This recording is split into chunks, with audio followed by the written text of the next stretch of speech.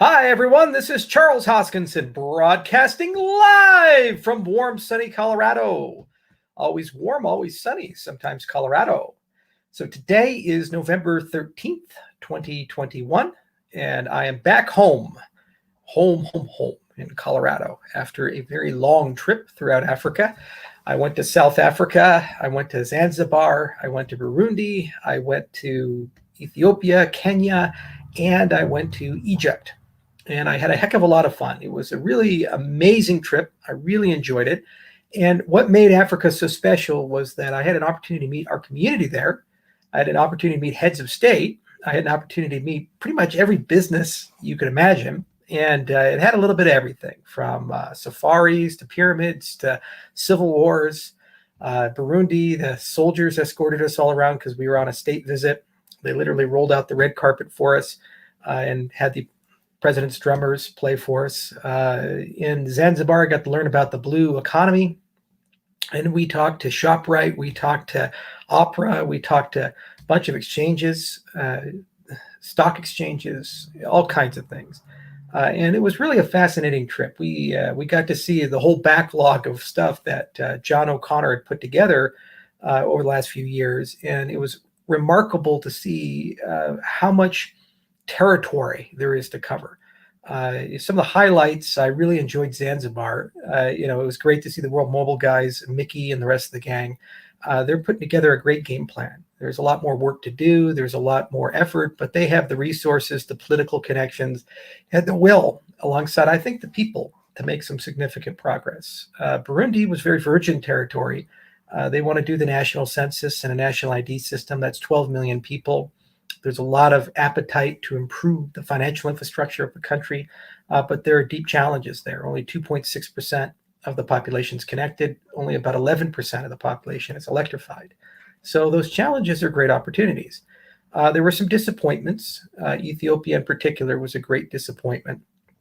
Things are quite grim there at the moment. And wherever people's politics sit, it's easy to forget it's a humanitarian crisis. And there's a lot of people who are very scared and having a hard time.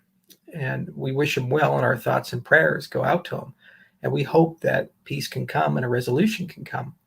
In any event, it was eye-opening to see just the raw opportunity and the desire for new systems. And it was reinvigorating about why we built Cardano and the direction that Cardano is going.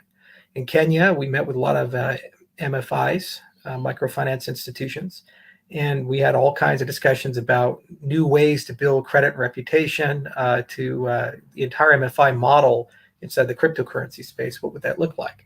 And there certainly is a great demand for all kinds of things, from liquidity to stable coins to new ways of rating reputation with a blockchain-based identity system. And there's some great partners there like Possession and so forth. And then in Egypt, it was a bit of a luxury, but we also got a chance to just see the consequences of hyper-urbanization and overpopulation. About 1 million people die a year, 2.6 million are born every year, and most of the population is aggregated along the Nile River, in particular Cairo, some of the worst traffic I've ever experienced. And, great people, great heart, but certainly challenges of hyper-urbanization. So all things considered, it was a worthwhile month, and I think we'll be making some announcements about the Africa Fund. We've brought some partners in. I think it's going to end up being larger than we anticipated. And there's a lot of great investments we're going to be able to make in Africa, both on the infrastructure side as well as the crypto side, to kind of harmonize the two and bring things up. But as you know, it's a lifelong pursuit. 3 years to 7 years to do a project, and you can get parallelism, but you can't shrink those time horizons because there's education, there's modernization, there's infrastructural development, there are regressions and setbacks. And sometimes deals can survive. Like, for example, the Ministry of Education deal in Ethiopia, despite the civil war, is still ongoing. Progress is still being made. And hopefully, regardless of how things turn out, we think that that's a durable program. But yet, travel's difficult. Personnel had to be evacuated. All kinds of things are challenging. So you have steps forward and steps back, but the direction of the arrow is always the same. It's much the same with the design of Cardano. We live in such a dopamine addicted, attention starved world where instant gratification is the currency, and people are losing the ability to do deep work, and people are losing the ability to look at long horizons and understand concepts like exponential growth and understand architectural advantages or design advantages in the long term. The single most valuable thing a cryptocurrency can do, and Bitcoin did this, and it's why it's so valuable, is constructing a root of trust, some foundation where the security of that foundation is unimpeachable. There's not a single person in the cryptocurrency space who believes that when you put something in the Bitcoin blockchain and you wait a little while, like an hour or two, that somewhere along the road, a month from now, a year from now, someone's going to be able to reverse that chain and take that thing out. We criticize the energy efficiency, we criticize the use and utility, we criticize this lack of programmability, but no one ever criticizes that root of trust, and for good reason, because they understand the mathematics behind reversibility, and they understand the just sheer magnitude of trust this system has over conventional systems. And I would argue what we've achieved with Cardano is a replication of that. The foundational layer, Ouroboros, its security is unimpeachable. There's not going to be reverses or hidden flaws in the protocol. We have accomplished what proof of work set out to do for Bitcoin with Ouroboros. And what's nice is we've created such beautiful foundations with it that we understand how to do all the things that you would like to do over an agenda. Fast finality, no reliance on external clocks, acceleration through input endorsers. We understand how to bootstrap from Genesis, and also, if desired, some notion of sharding. And also, because you have that root of trust, you can use it to bootstrap fast permission chains, which are very, very, very customized to whatever computational domain they live in. So that's a great achievement, and it's one born of years of research, almost actually more than a half decade. And there's more research going, but it's in the iteration, simplification, refinement, and capstone nature. So this is, in my view, a Turing Prize level agenda. And I think the authors of the Ouroboros papers, 10 years, 20, 30 years from now, will be honored with that award because of how groundbreaking the research has been and just the sheer elegance of the solutions that have been brought to bear. Now, the computing model of Cardano, in my view, is exactly the same in its magnitude. We often get criticized for performance and parallelism, which is just a joke to me, because extended UTXO by design is the most parallelizable of computing models for smart contracts. You have no notion of a global state, it's all local. And as a consequence, it's insanely easy to shard and bring things in an isomorphic sense off-chain into a layer 2 solution or into another network. The problem is, just like when you go from a single core to a multi-core processor, you need to actually design your code in that way. And this is just the beginning of that model. So what happens is that the network stack gets more efficient, you get more data structures in, your block size gets larger, your script size gets compressed, computation gets more efficient, the client gets more efficient, and iteratively, the capacity of the system grows. Now, Ouroboros has a heartbeat, okay? So it beats and beats, and it consistently beats. That's the expensive part of every one of these consensus systems. They have a heartbeat. Bitcoin has a heartbeat. It's every 10 minutes. Ethereum has a heartbeat. I think it's around 15, 20 seconds. We have a heartbeat too. Same order of magnitude.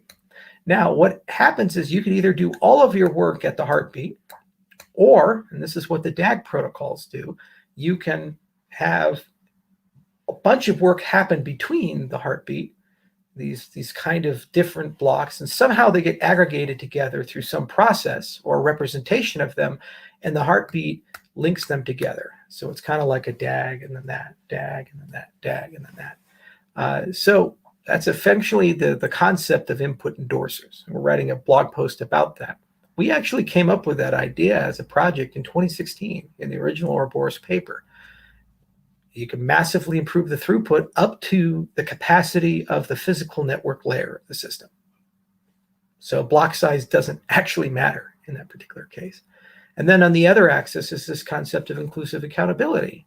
Galois is doing phenomenal work implementing mithril, which means that no matter how big, how much blood is going through that heart, how many heartbeats have happened throughout the history of Cardano, that you will have the ability to verify a transaction with a very small proof, meaning that everybody can run in light client mode. So low latency, high performance, parallel bootstrap, so Daedalus can now be multi-core instead of single core because it's not a linear sweep, it's a parallel sweep. These things. And then, of course, there's Hydra. And that's getting into a cadence of a 3 to 6 week release cycle. Now, there's a big constellation of dApps. People say, when smart contracts? They're already here. SpaceBuds is here. Nami Wallet's here. Every fucking week there's a NFT drops that's happening. PAB is in the test net, and it's rolling its way through to the main net. SIP 13 is being implemented in Daedalus, and Sunday Swap is coming. Others are coming. There's almost 100 plus applications that we're aware of that have a near launch horizon, 3 to 6 months. And each and every one of them has unique technical challenges. Each and every one of them is pushing the system to its limits in its current parameterization, instantiation, and each and every one of them is building great infrastructure, some off-chain, some on-chain. And we're starting to systematically work with them and ensure that they're following best practices, like certifying their software and so forth, and listening about what needs to be done to open Plutus up, to open the development model up, to make the PAB better. Okay, there are 3 major updates next year: the February HFC event, the June HFC event, the October HFC event. These are the big changes, which add in lots of new things. New eras, new ledger rules, special accommodations for Hydra and Voltaire, the infrastructure for side chains, these types of things. And then all the other infrastructure being built in parallel, like the PAB, has its own release cycle. That's agile, sometimes monthly, sometimes 6 weeks, sometimes 3 weeks. The same for the wallet backend, the entire Adrestia program. The same for Hydra. The same for Catalyst and Voltaire and its fund structure that it has. The same for Mamba and all the things that they're doing in the side chains. So when you look at an ecosystem like that, what you see are the beginnings of exponential growth. You know, the beginning of this year, January, to where we're at now in November, almost December, we have seen a massive increase in the transaction volume, the number of user accounts, the participation in the democracy of Cardano. Nearly 10% of the entire supply of ADA is now regularly voting. By the way, we don't participate. I don't believe Emergo participates or the foundation in voting. So this is all grassroots, 10% of the entire supply, nor do exchanges participate. So that's grassroots. You've seen enormous amounts of increase in participation, and you've seen the birth of the programming model. Now, there's a long tail to Ouroboros-related tasks that are going to be swept up next year. There's a huge agenda now to optimize things because correctness has been achieved. There's a huge agenda to begin wiring on the infrastructure of layer 2 solutions and the side chains.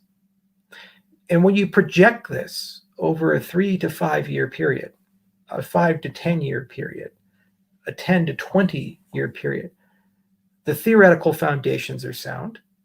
We know that those foundations can be iterated, evolved, and scaled up. The community keeps growing. It's not declining. The transaction volume continues to grow. The demand continues to grow. There's a recursive nature to the system where it bootstraps its own evolution. The democracy of the system continues to grow and get more refined and more elegant and stronger. And the roots are still there. The focus on correctness, the peer review roots, the fact that the software is significantly more reliable, and its tendency to evolve the tools of correctness to become more commercializable and user-friendly. So when you look at those trends, combined with the fact that there's a continent with 1.2 billion people that aren't going online anytime soon to Solana, Ethereum, EOS, or Tezos, or Algorand, or other solutions, but they will go online to Cardano through Prism and other solutions. and you look at the real use cases from microfinance to what we're starting to see with the beginnings of a metaverse and the spatial web, what you see with voting as a service, governance as a service, and all the innovation that's coming from these 100-some dApp developers that are going to launch, and then probably 2,000 more will be funded and ready to go in the coming years. All of those trends indicate that this is a very healthy ecosystem. So then why is there all this Twitter criticism? Why is all this criticism on Reddit? Why is there all this criticism floating around? Because everybody lives like this. They can't see the exponential trends. They can't understand exotic new things, and they live in this move faster, break things mentality, and they live with different KPIs. And they define success by a price metric, which you never can win. They define success by vanity things like, oh, I don't know, how many mentions did we get on CoinDesk today, or on Twitter today, or Reddit? What are our social signals and so forth? But they don't go back to fundamentals, crypto fundamentals. And they continue to forget that the slowest, least advanced, and the first cryptocurrency, Bitcoin, is still the largest and most prominent. And for the foreseeable future, it will be that way because it has the right fundamentals and it has the right trust engine. Cardano's trust engine is unimpeachable in my view. It's not going anywhere. It's not going anywhere. It's not going to change. It's going to continue to evolve and advance in capabilities and speed and reliability and functionality. But the root of trust is now there, upon which we can bootstrap great high performance infrastructure. And we can bootstrap so many other ecosystems. It can be used to launch other cryptocurrencies. That's an enormous accomplishment. It took Bitcoin a much longer period of time to reach that level of stability. It wasn't until about 2013, from 2009, did Bitcoin achieve that. We achieved that, I would argue, in 2020, 2021. And we now have demonstrated this new programming model, which is the programming model Bitcoin should have had at launch.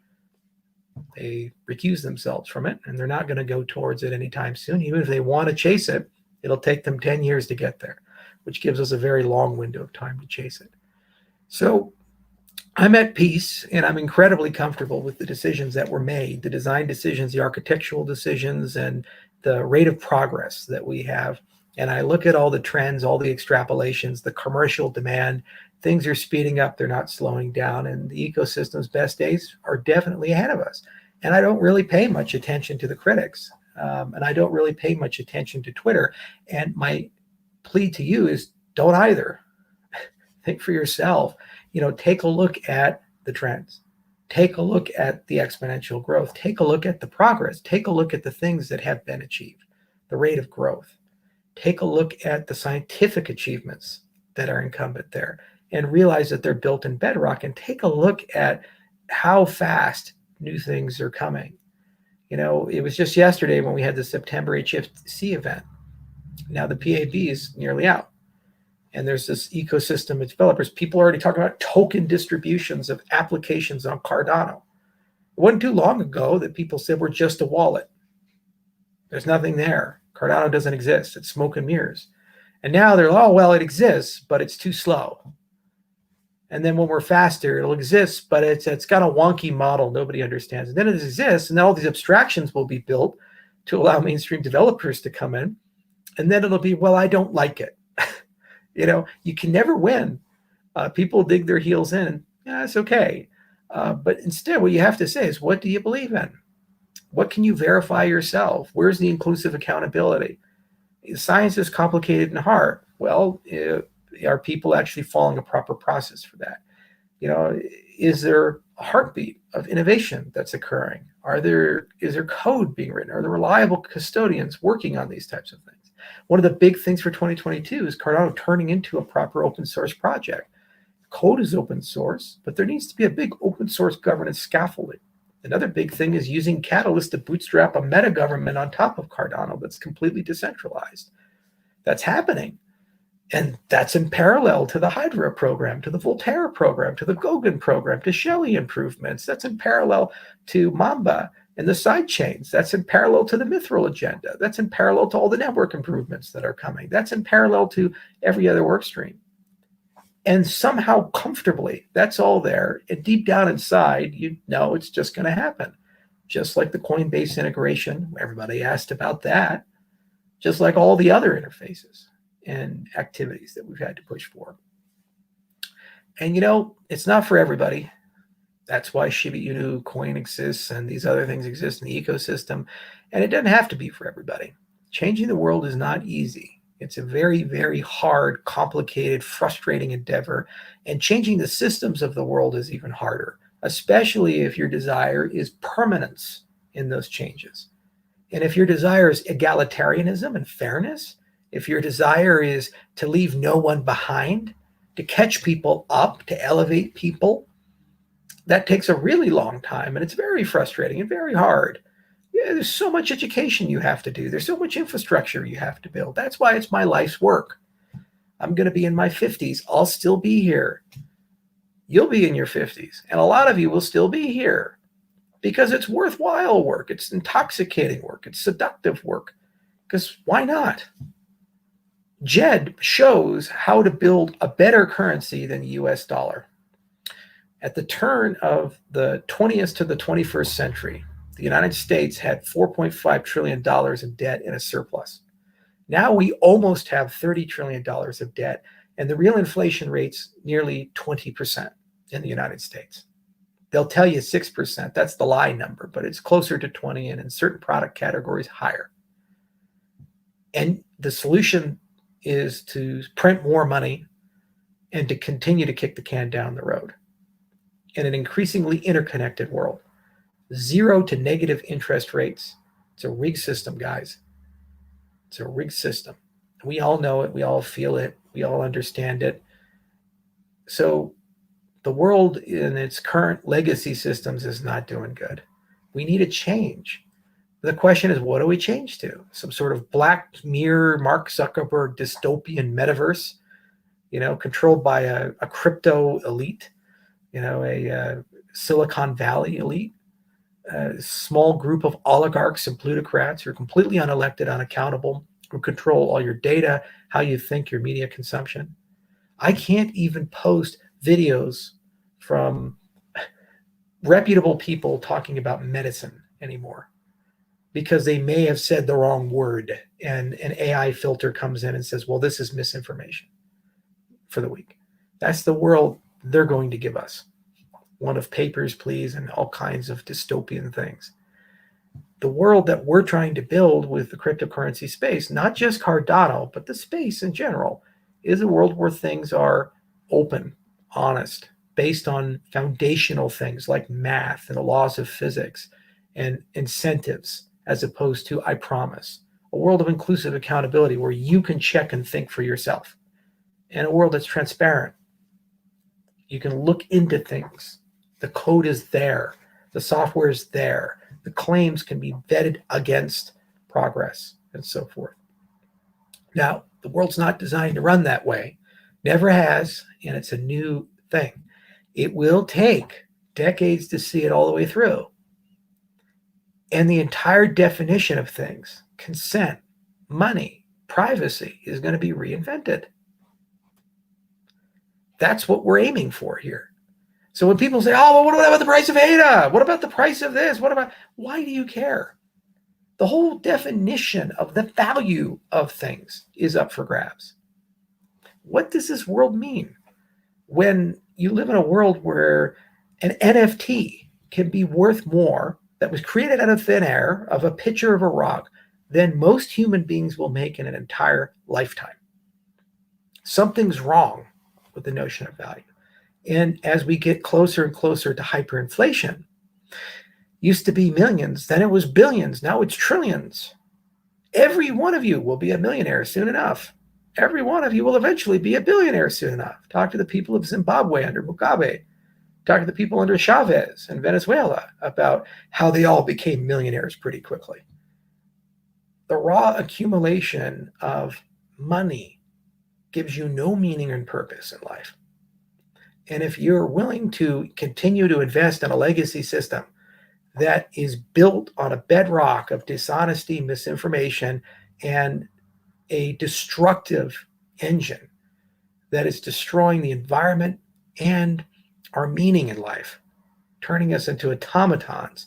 If that's the system you want to be in, I'm sorry to say the cryptocurrency space has nothing to offer you. This is a space built on a different ethic, a different set of values and virtues and principles. And I've been in it since it was worthless. I'd stay in it if it was worthless. I was very poor when I started this space. Didn't exactly have a lot.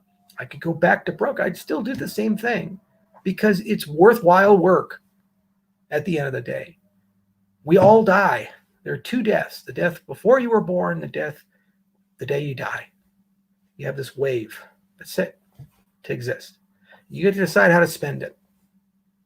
So the question is, do you want to spend it accumulating an imaginary thing that was made up by people who were born before you because you believe that this imaginary thing is somehow going to give you a great life by accumulating things?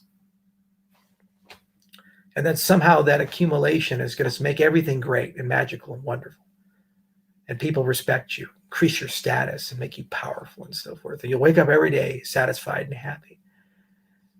Or would you rather spend your life thinking about the collective of people around you and saying, this is the first time in your life that you've actually had a say in how the world is going to work? We've had the illusion of a say in democratic systems, but the reality is most people in the world don't. Throughout the entire course of human history, either the chieftain, the priest, the king, the president, the dictator, the general, whoever that big title is with the funny hat and the stars on the shoulder, the nice suit, the family name, the divine right of kings, they got to decide how the entire world worked. This is the first time ever we are building as an industry technology to basically rewrite that. And you get to decide as much as I do or anyone else. And it's self-bootstrapping. Cardano has an engine within it that will fund its development for the rest of time. Catalyst. Some days a lot, some days not a lot. But the adherents to that philosophy can live their entire lives in a new economy. We have already achieved that. It's $1.4 billion sitting in the Catalyst treasury. Think about that. We had nothing 24 months ago in it. Now it's $1.4 billion. And it's only going to grow. And the amount of people participating is growing. And the amount of people working full time for the system, the new system, the bureaucracy of that system, the alternative government is only going to grow. And the money built within Cardano because of JED will be more valuable than the money that nation states build because it comes with better guarantees. And you know that it just can't be inflated to oblivion and manipulated for political purposes. And you can stabilize it all kinds of different ways. And when you have it, you know you have it. It can't be taken from you. You're your own bank. You're in control. You have inclusive accountability. How can a system like this lose if it can evolve itself and it has principles built into its bedrock that are transcendent and not dependent upon the king, the nation state, God, some philosophy? It's transcendent in that respect. That's how we spend our lives. And we embed it within the academic process, not, politicized academia. There's certainly a lot of that. No, the good old-fashioned Enlightenment academia, the scientific method, good old-fashioned mathematics, uncontaminated by humanity, cool and austere and constructive and deductive, A to B to C to D, a chain of proofs, one after another. Sometimes we get lucky and have major results very quickly. Other times we've had to get deep into the guts of it and push every single day. Hard. Setback here, setback there, but every day there is progress. And it's decentralized. There is no one institution, one academic, one viewpoint that decides the rate of innovation. At this point, it's now percolated through an entire system. 120 papers now, probably double that set by the end of next year. And that's the beginning of this root of trust, of a new ecosystem. And there are nation states willing to take this seriously. Now, America doesn't really care. The European Union doesn't really care. China somewhat cares. They actually understand it. But nation states, nonetheless, do take this seriously, as we see in El Salvador, and as we're seeing in African states, as we see all around. They're tired of the old systems that weren't exactly fair to them. And now we're here at that edge. And you can decide, do you want to continue with the old crap thing? Or do you want to go to something new where you have a say?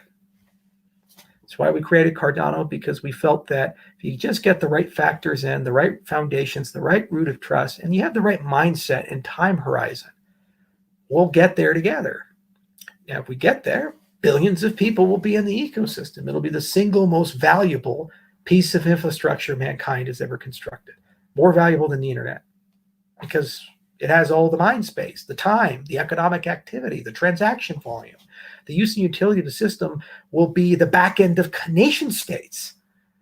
They'll say, why is this election credible? Because we ran the election on Cardano.